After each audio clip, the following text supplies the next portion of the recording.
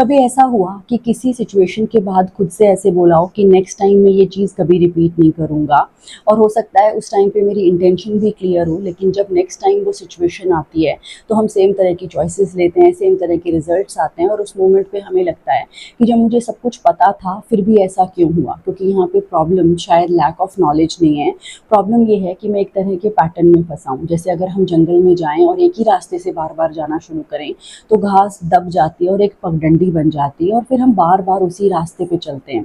इसी तरह से हमारे ब्रेन के पैटर्न्स भी हैं कि एक बार जिस सिचुएशन में जो आदत है, जो पैटर्न है, वो बार बार रिपीट होता है। जैसे कि अगर मुझे किसी सिचुएशन में डिस्कम्फर्ट लगता है तो मैं नेक्स्ट टाइम उस सिचुएशन को अवॉइड करूँगा, या मुझे कहीं पे फियर फील होता है तो नेक्स्ट टाइम मैं उस काम से, उस चीज़ से पीछे हट जाऊँगा। या कहीं पे भी मुझे क्रिटिसिज्म फील होता है तो अगली बार मैं वहाँ पे अपने आप को डिफेंड करने का ट्राई करूँगा।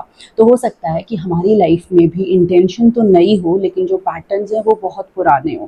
तो अब इसको चेंज कैसे करना है, इसका फर्स्ट स्टेप ये है कि हमें अपने आप को जज नहीं करना है और अपने पैटर्न्स को नोटिस करना है। क्योंकि जब हम नोटिस करना शुरू करते हैं तो एक नई चॉइस के लिए हमारे पास स्पेस बनता है। और आज का कॉन्शियस पॉज भी यही है कि 3 स्टेप्स हमें लेने हैं। सबसे पहले हमें नोटिस करना है कि जो हो रहा है क्या वो रिपीटेड बिहेवियर है। दूसरा, हमें नोट करना है कि क्या वो पुराना कुछ हो रिपीट हो रहा है या कोई नई चीज़ शुरू हुई है। और तीसरा, हमें चॉइस लेनी है कि इस मोमेंट पे मैं क्या डिफरेंटली कर सकता हूँ, क्योंकि वो एक चॉइस हमारा फ्यूचर ट्रांसफॉर्मेशन का फर्स्ट स्टेप बनेगी।